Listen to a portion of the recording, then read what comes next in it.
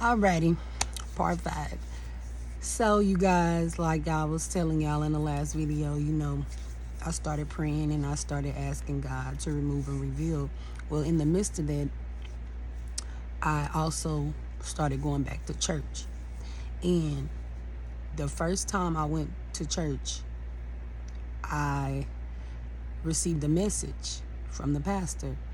And the message said that you cannot do nothing without God. You need God in your relationship. You need God in your household. You need God in your workplace. You need God everywhere. You can't do nothing without God. That message was so powerful that I came home and I told my kids, I said, hey, I'm going through a lot right now with y'all. Like, I don't have no understanding of this. I was like, if y'all could just give me 2 hours every Sunday, come to church while we, try to get on the right path, and let's see, let's turn our life around. Like, but we got to do it as a whole. And they was like, okay, so we all started going to church, and we were doing good. But it was like they had their group of friends, and it was just like people pulling them while I'm trying to position them. And I'm just like, oh my God, it was so hard. And in the midst of that, Corey, being the youngest, I felt like Corey was just wild. Corey, like, he had done things that, like, he basically introduced the other boys. So Corey had got caught with a gun, with a stolen gun at the age of 14. And like, it hurt my feelings. It hurt me. I'm sitting up here going to church and we're doing this and we're doing that. And so he went to jail, but I told him, I always spoke to my son, and I always told him, I said, hey, if you don't sit down, you're going to go to jail. Like, you need to sit your butt down. You're running with the wrong people. And like, every time I said something, it would happen. So now I'm saying, like, every time I say something, things are happening. So I would talk to my best friend and I'd be like, man, every time I say something, it's happening. Like, I don't understand it. I was like, maybe I need to be quiet. She said, no, you need to keep talking. She was like, you need to keep talking. And I'm like, it's weird though. Every time I say something, it happens. And so, anyways, Corey ended up going to jail. He got out. And, I've talked to him. I was like, hey, man, you made a mistake. Let's change from this. Let's grow from this. Stay away from them people. Let's just, do better with our lives or whatever. Well, Corey was doing good. DJ, kept him in wrestling. Like, we did everything we could possibly do. He went to a different school. Everybody was, quote unquote, I felt they were doing okay. But they were already smoking weed, but it was like it began to get really heavy. Like, they wasn't going to church. They'll smoke before they go to school, smoke while after school. And it became so disrespectful. Like, they would have all their friends over here. We didn't know who was in and out of our house. Like, it was like it was their house. So they were so disrespectful to our household that, like, if I wasn't here and my husband, he come, literally, it became an argument. And every single day, like, y'all, that was so stressful, have to come to work. Get up, go to work, come home, and everybody's arguing about them not listening, disrespecting the house. And I'm just like, okay, these are my kids, this is my husband, but I'm telling them, like, y'all need to respect this house. Y'all need to do this. So we're fighting and we're arguing and we're like police dang near every other day. It became too much. And Corey, like, he just, I don't know. I would take him to school probably about an hour later. Here come the school calling. Corey did something. Corey's kicked out of school. It was like ongoing cycle. Every time you turned around, Corey was kicked out of school doing something. So, y'all, I'm just like, oh my God, I can't do this. Corey getting kicked out of school, the boys being rebellious, acting out, acting crazy toward me and my husband. It just was kept on going and going and going and going and going and going and going and going and going. And I'm just like, are you serious? Like, what else can I do? And there's nothing else I could do. All I could do was pray, pray, pray, pray. I stayed praying. I stayed asking God. I stayed. So, my oldest, he ended up moving up there to Texas with his dad. He got in football. Jaron, he was doing good. And Corey, he was just Corey. He was always running with the wrong people, always just bringing the wrong people around, and I would always just go off on him, like, get them people away from my house. I don't fool with everybody. Like, I don't know these people. Get these people away from my house. I don't know these people. Get these people away from my house. All of this stuff. So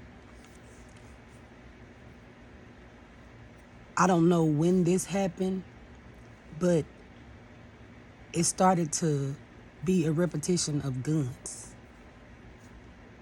I'm starting to hear about guns. I'm starting to see guns. It was just like, what is going on? Like, why are y'all liking these guns? Get these guns away from my house. I'm calling the police. Oh, you gonna call the police on us? You a snitch? I'm like, yes, get these guns away from me. Get these guns away from me. And, like, they just were so disrespectful. And it just kept going. And I'm telling people, like, I'm like, y'all are my kids, but everybody's in my way. Like, I'll get one on track, this one, pulling this one. And I was just like, I can't do it. And I lost my job. I'm still having to hustle. I'm not knowing what's going on in my household. My kids, they just doing whatever they want to, being disrespectful to my husband. Like, this has been one journey, one test. Like, just imagine everybody in an uproar because these kids really wanted to be grown and do what they wanted to do under my household, and they don't pay no bills. They didn't have a dime to their name. Like, what are y'all doing? And it was like, if we say something to them, then we're the villains. Like, we're the bad people. And I'm just like, how? Like, this is my house. Y'all talk about somebody stressed out, crying dang near every day. Like, y'all, for these last 3 years, it has been rough. And I can't say nothing but God. Nobody but God has gotten me through this.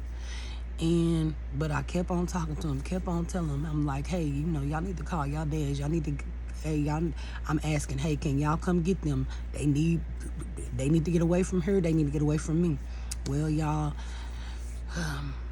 this past summer, I had started working, and I was working while I was at work.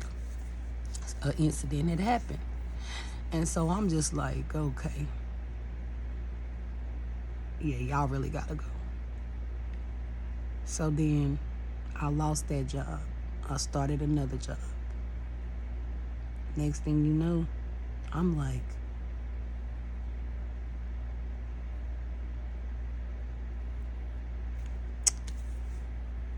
okay, I'm trying to work. I'm trying to do this. I think I probably worked 2-3 days at the most. I get a phone call. And I'm like, what is going on? In the midst of this, my second oldest, he done already moved out. He done got his girl pregnant. They're trying to start their little journey or whatever. And so, y'all, I got a phone call, and I got home, and my oldest son, he was all upset, going off on me. And I was like, so what's the problem? What's wrong? He was like, my husband need to give him his gun. I was like, give you your gun? I was like, y'all not old enough to have a gun? Like, y'all this is too much. I'm like, I'm just gonna call the police because I can't deal with this. So I get to the house. When I get here, Corey and his little homeboy was here, and they just, everybody just started, trying to go off on my husband, and I was like, I'm just gonna call the police, not knowing that my husband had already called the police. Long story short, they had police comes, they take my husband gives them a gun, but the whole time Corey and them had stole DJ's gun, and they ran off. And the police, they said they couldn't do nothing to him, all of this, and I was just like, wow. So what I did is I packed up their stuff and cleaned up my house, and I was like, they ran off, like, I can't do this no more. Like, I've been asking and I've been praying to God, and I said, if they can't follow me like I'm following you, God, I need them to get away from me. And that day, they got away from me. The following day, they got away from me, and I was okay, but I was still praying and just hoping that, they can just see. Well, my oldest ended up going with his dad in Texas, and he ended up going to college. And Corey, he ended up going down there to Oklahoma City with his dad. But when Corey left, he had stolen DJ's gun, and nobody in Oklahoma City contacted me, let me know, hey, he made it, hey, what's going on? Like, I'm calling around checking, like, hey, Corey, he's down there, he didn't found somebody else to be around, he's still playing with guns, still doing all of this, and I'm just like, this is not helping me. I'm trying to get him some help. So I'm posting on Facebook every day, and I'm asking, I'm like, hey, if y'all in this area, please help. Y'all, I'm begging and pleading. I'm asking, like, can y'all please help me? I'm trying to save my son. I don't know what's going on. Can y'all please help me? Y'all. So never got no help. But his dad ended up calling, and I was like, so I was talking to Corey, and I was telling him, I said, hey, I know how you got the gun, I know everything. I was like, but you wrong and all of this. So Corey and his dad, I don't know what happened, but I ended up talking to Corey's aunt. And so Corey had ended up going to go live with his aunt in Texas. So from June to July, he was down there with his dad. July to August, he was down there with his aunt. And once he just was in love with guns. And so he ended up getting into it with his aunt. And his aunt called me, and I was like, well, I thank you for everything. I was like, but I just got to come get my son. And so he was like, Mom, I'm not coming back. He was like, Mom, if I come back, they going to kill me. And I was like, what are you talking about? Like, what are you down here doing that somebody's going to kill you? I was like, if you just stay out the way, go to work and go home, I was like, you should be okay. Like, leave all that stuff alone. Like, you don't have to live that lifestyle. And he was just like, if Mama, you don't understand, blah, blah, blah, this. And I'm just like, man, I know, man, whatever. So he ended up getting put out or whatever happened. I really don't know, but I know he left, and she wouldn't let him come back. So I had to go get him. And when I went and got him, and I was just talking to God, and I was just praying, and I was just like, man, I gotta bring my baby back to Oklahoma. And I was like, Lord Jesus, I just pray that my son could just,